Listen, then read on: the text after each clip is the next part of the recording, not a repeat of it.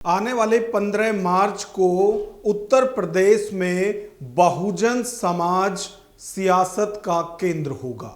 आखिर क्या वजह है कि कई सियासी दल इस वक्त बहुजन की राजनीति करने को मजबूर हैं या फिर वो वैसी ही राजनीति करते आए हैं। आज का विश्लेषण इसी पर। नमस्कार, मैं हूं नगेंद्र भाटी। उत्तर प्रदेश में 2027 में विधानसभा चुनाव होने हैं और इसके लिए सभी सियासी दल अपनी अपनी विचारधारा और अपने अपने गठजोड़ को लेकर तैयारियों में लगे हुए हैं। यानी हर सियासी दल यह चाहता है कि वो 2027 के रण को फतेह कर दे। अब इसी के लिए सभी अपनी अपनी तैयारियों में जुटे हुए हैं और जो हम कह रहे हैं कि आने वाला 15 मार्च बहुजन सियासत का केंद्र क्यों होगा, इस पर हम चर्चा करने वाले हैं। 15 मार्च को यदि बात करें तो बहुजन नायक मान्यवर कांसीराम की जयंती है और जब कांसीराम की जयंती है तो उस पर उन्हें श्रद्धांजलि देने के लिए एक बार फिर बहन मायावती एक बड़ा कार्यक्रम न सिर्फ लखनऊ बल्कि इस बार नोएडा भी करने जा रही है। आपको याद होगा कि 9 अक्टूबर को मान्यवर कांसीराम की पुण्यतिथि पर बहन जी ने लखनऊ में एक रैली की थी और उस रैली ने किस तरह से विरोधियों को न सिर्फ चौंकाया था बल्कि उन्हें भी एक्टिव मोड में ला दिया था, क्योंकि ज्यादातर विपक्षी दल ये मान चुके थे कि मायावती उत्तर प्रदेश में अपना जनाधार खो चुकी है और ऐसा लगने भी लगा था क्योंकि जो उनके समर्थक हैं मायावती की निष्क्रियता को देखते हुए वो बीएसपी से खिसकने लगे थे और जब कार्यकर्ता बीएसपी छोड़कर इधर उधर अपना ठिकाना ढूंढने लगे, ऐसे में मायावती को लगा कि उनकी वर्षों की मेहनत खराब हो सकती है, क्योंकि देखा भी गया था एक तरफ बहुजन क्रांति के तौर पर एक ऐसा नेता उभर रहा था जो हर मोर्चे पर न सिर्फ दलित बल्कि पिछड़े और अल्पसंख्यकों की आवाज भी उठाता हुआ दिखाई दे रहा था और उस नेता का नाम है चंद्रशेखर आजाद, जो भीम आर्मी और आजाद समाज पार्टी दोनों के बड़े नेता हैं और अब तो वो नगीना से सांसद भी हैं। और वहीं दूसरी तरफ यदि बात करें, जो हम लगातार ये कह रहे हैं कि जो मायावती का जनाधार था, जो बीएसपी का जनाधार था, जब वो खिसका तो वो कहीं एक जगह नहीं गया बल्कि कई जगह बटा।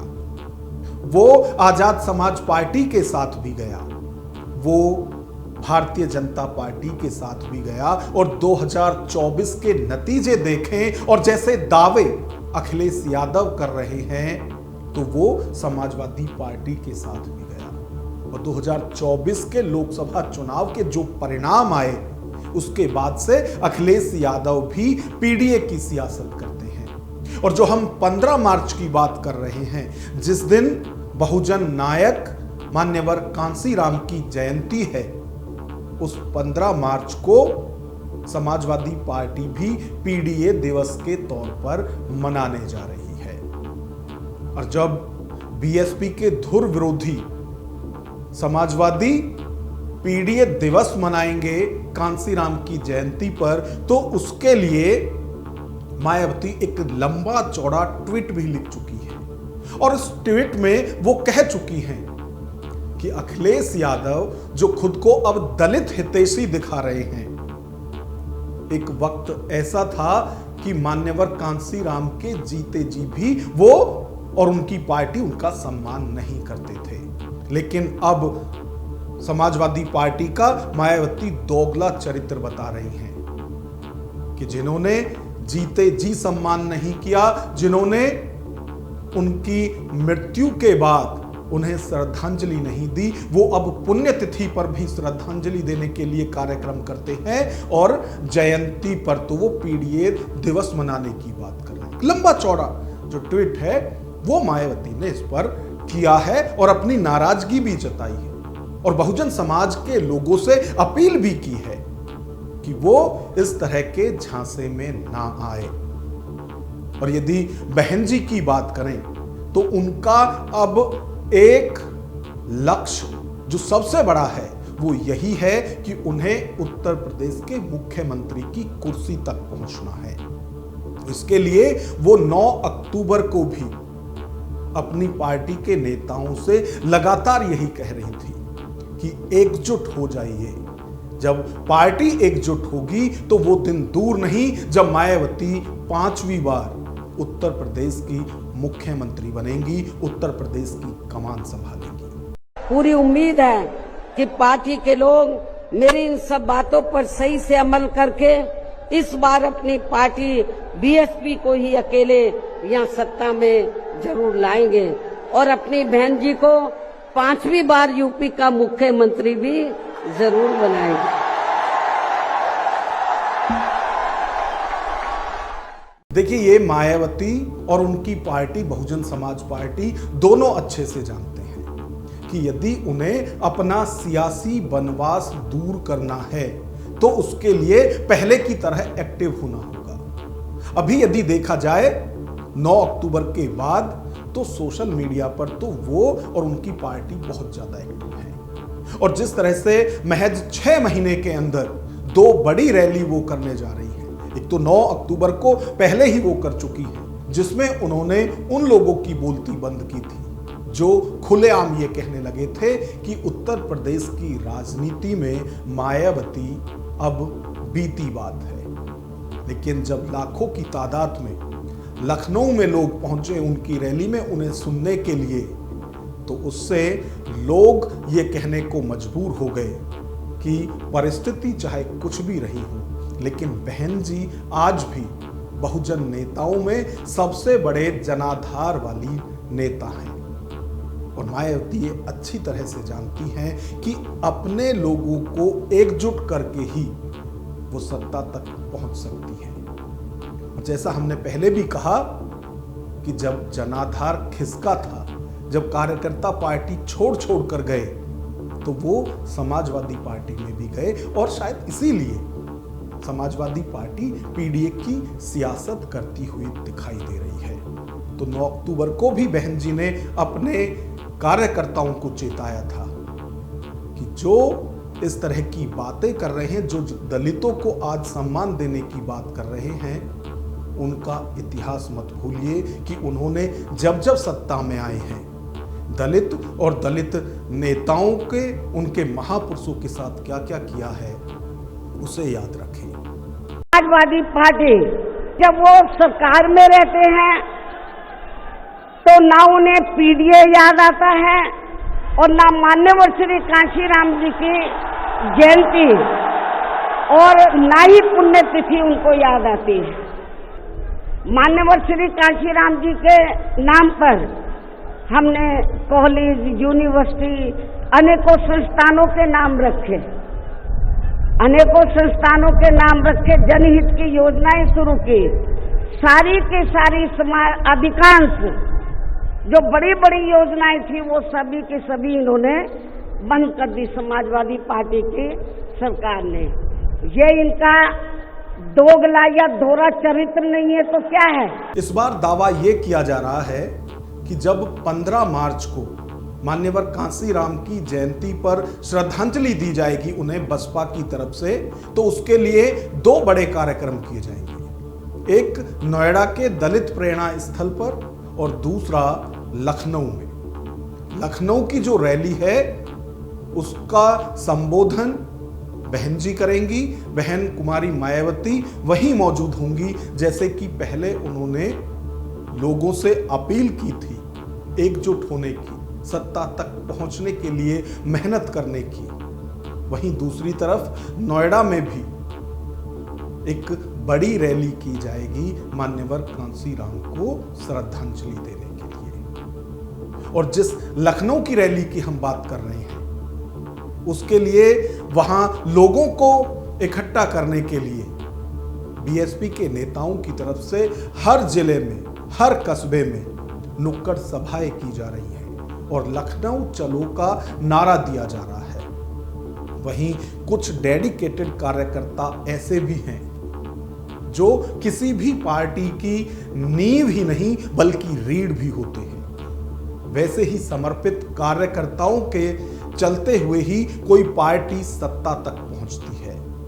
और जब इस तरह का त्याग और समर्पण कार्यकर्ताओं का पार्टी के लिए देखा जाता है तो वहां कोई शब्द काम नहीं करते, वहां सारे शब्द बौने साबित होते हैं। एक ऐसे ही बसपा के समर्पित कार्यकर्ताओं को आप अपनी स्क्रीन पर देख रहे हैं। ये लखनऊ की रैली के लिए गाजीपुर से निकले हैं साइकिल लेकर और साइकिल से ही वो 15 मार्च को लखनऊ की रैली में जाएंगे और बहन जी को सुनेंगे। और वो ये कह रहे हैं कि इस बार उनका जो लक्ष्य है वो यही है कि सत्ता तक बहन जी पहुंचनी चाहिए। साइकिल से गाजीपुर से लखनऊ के लिए निकले इस बीएसपी कार्यकर्ता को भी सुनिए। कहाँ का यात्रा करत हुआ? पूरा से लखनऊ। अच्छा, बारे भैया बहुत समाज पार्टी की सरकार बनेगी। हाँ। उत्तर प्रदेश में माननीय बहन कुमारी मैडम जी फिर से मुख्यमंत्री बनेंगी। हाँ। कानून के द्वारा कानून का राज स्थापित करेंगे। हाँ भैया। और सबके साथ सबका विकास जो हमारी नारा सुनाया चुनाव बीजेपी ने बहुत अच्छा सबके लिए बहन जी काम करेंगे। हाँ। और फिर से हाँ। उत्तर प्रदेश में कानून के द्वारा कानून का राज स्थापित होगा। हाँ। माननीय काशीराम साहब हाँ। फिर से गाँव गाँव गली गली जाएंगे। हाँ। और बहुजन समाज पार्टी के लोगों को, हाँ। बहुजन समाज को मानने वाले लोगों को, हाँ। बाबा साहब के संविधान को मानने वाले लोगों को हाँ। जगा के हाँ। फिर से उत्तर प्रदेश में बहुजन समाज पार्टी मान्य जय भीम भैया। जय भीम। तो यदि बीएसपी की बात करें, यदि मायावती की बात करें तो 2027 के रण को फतेह करने के लिए वो लगातार बड़ी रैली कर रही हैं और मात्र 6 महीने में ये उनकी दूसरी बड़ी रैली है। और दावा ये किया जा रहा है कि इस रैली में भी लाखों की तादाद में उनकी पार्टी के समर्थक लखनऊ पहुंचेंगे। और जिस तरह की तैयारियां देखी जा रही हैं, उम्मीद यही है कि इस बार भी जो जनता है वो रैली में मायावती को सुनने के लिए जरूर जाएगी।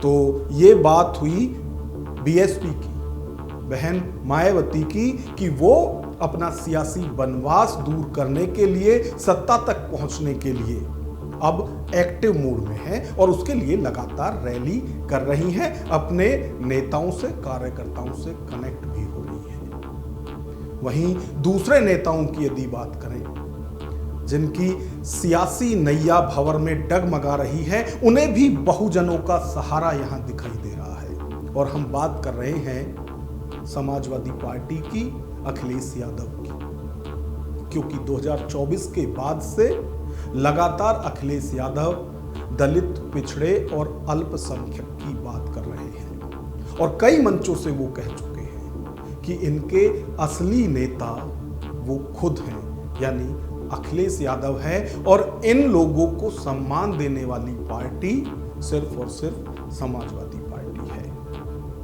भले ही मायावती लगातार उन पर कटाक्ष कर रही हो, चाहे ट्वीट के जरिए, चाहे अपनी रैलियों के जरिए, लेकिन अखिलेश यादव को भी उम्मीद है कि जैसे 2024 के लोकसभा चुनाव में पीडीए ने उनका साथ दिया था, वैसे ही 2027 में भी पीडीए उनके साथ होगा और उन्हें 2027 में सत्ता तक पहुंचाएगा।